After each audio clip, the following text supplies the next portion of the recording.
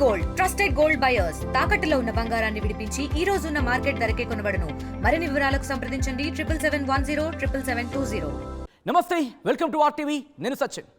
భారత్ పాకిస్తాన్ మధ్య ఉద్రిక్తతల నేపథ్యంలో ఎప్పటికప్పుడు మినిట్ టు మినిట్ అప్డేట్ అందించడమే కాదు, ఆర్టీవీ మీకోసం ఇంట్రెస్టింగ్ ఫ్యాక్ట్స్ కావచ్చు, ఇంట్రెస్టింగ్ అంశాలను కావచ్చు మీ ముందుంచే ప్రయత్నం చేస్తోంది.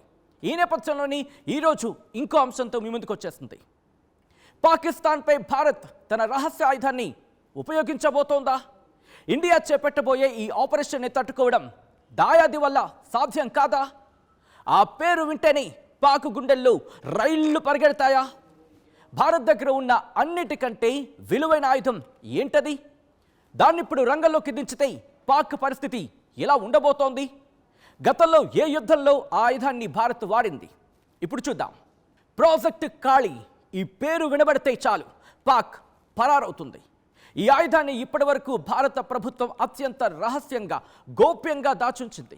ప్రస్తుత యుద్ధ వాతావరణం సమయంలో భారత్కు కాళీ ఒక ప్రధానమైన ఆయుధంగా మారబోతోందని తెలుస్తోంది. ఇది దేశ భద్రతను మరింత స్ట్రాంగ్ చేస్తుంది. అయితే ఏప్రిల్ 7, 2012న సియాచిన్ హిమానీ నద ప్రాంతానికి సమీపంలోని గయారీ సెక్టార్లో పాకిస్తాన్ ఆర్మీ స్థావరంపై హిమపాతం సంభవించింది. ఈ ఘటనలోనే 129 మంది సైనికులు, 11 మంది పౌరులు మరణించారని అప్పటి పాక్ ప్రభుత్వం ప్రకటించింది. అంతేకాదు, ఈ ఘటన వెనుక కుట్ర ఉందని, భారత్ చేపట్టిన కాళీ ప్రాజెక్టు వలన హిమానీ నదం కరిగిపోయిందని, ఇది పాకిస్తాన్ సైనికుల మరణానికి కారణమైందని కూడా ఆరోపణలు చేసింది.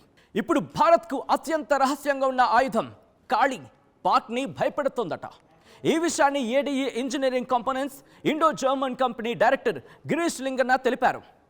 భారత్ రహస్య ఆయుధం కాళీ పాకిస్తాన్ను భయభ్రాంతులకు గురిచేస్తోందన్నారు ఆయన. భారతీయ కాళీ ప్రాజెక్ట్ పర్వతాల మంచును కరిగించడానికి ఉపయోగిస్తున్నారని తెలుస్తోంది.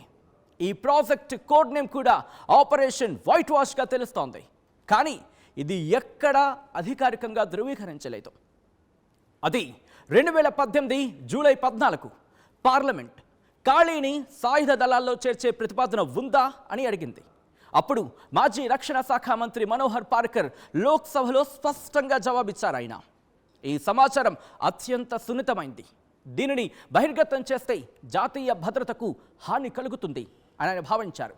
అందుకే కాళీ లేజర్ ఆయుధపు పరీక్షల గురించి కూడా సమాచారం ఇవ్వడానికి ప్రభుత్వం నిరాకరించింది. కాళీ అనేది భారతదేశపు రహస్య ఆయుధం. దీని పూర్తి పేరు కిలో ఆంపియర్ లీనియర్ ఇంజెక్టర్. ఇది శక్తివంతమైన ఎలక్ట్రాన్ బీమ్ను రిలీజ్ చేస్తుంది. ఈ బీమ్ శత్రువుల ఎలక్ట్రానిక్ సిస్టమ్స్లను నాశనం చేయగలదు. DRDO, Bhabha atomic research centre కలిసి కాళీని అభివృద్ధి చేశాయి. ఇది హాలీవుడ్ సినిమాలు, స్టార్ వార్స్ను గుర్తు చేస్తుంది. ఇంకో విషయం ఏంటంటే కాళీ సిరీస్ నిరంతరం అప్డేట్ అవుతూ ఉంటుంది. కాళీ ప్రాజెక్టు పనులు 1989లో ప్రారంభమయ్యాయి. బార్క్ యాక్సలరేటర్, అలాగే పల్స్ పవర్ డివిజన్ దీనిని అభివృద్ధి చేస్తోంది. డిఆర్డిఓ కూడా ఈ ప్రాజెక్టులో కీలక భాగస్వామిగా ఉంది. ప్రారంభంలో ఇది పరిశ్రమల కోసం రూపొందించారు, కానీ ఇప్పుడు ఇది ఆయుధంగా ఉపయోగపడుతోంది. కాళీ యొక్క రిటివిస్టిక్ ఎలక్ట్రాన్ బీమ్స్ లేజర్ బీమ్ కంటే భిన్నమైనవి. లేజర్ బీమ్ లక్ష్యాన్ని ఛేదించి నాశనం చేస్తాయి. కాళీలో రిటివిస్టిక్ ఎలక్ట్రాన్ బీమ్స్ మైక్రోవేవ్ ఉంటాయి. ఇవి లక్ష్యం యొక్క ఎలక్ట్రానిక్ సిస్టమ్స్ను కరిగించి నాశనం చేస్తాయి. కాళీ 5000 అనేది 1 మిలియన్ ఎలక్ట్రాన్ వోల్టుల శక్తితో పనిచేసే పల్స్డ్ యాక్సిలరేటర్. దీని పల్స్ టైం 50 నుంచి 100 నానో సెకండ్లు ఉంటుంది.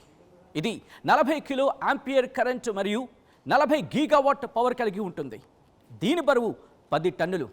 అలాగే కాళీ 10,000కి 26 టన్నుల బరువుతో 12,000 లీటర్ల కూలింగ్ సిస్టమ్ కావాలి. ఇది 100 మిల్లీ సెకండ్లలో 40 గీగావాట్ శక్తిని ఉత్పత్తి చేయగలదు.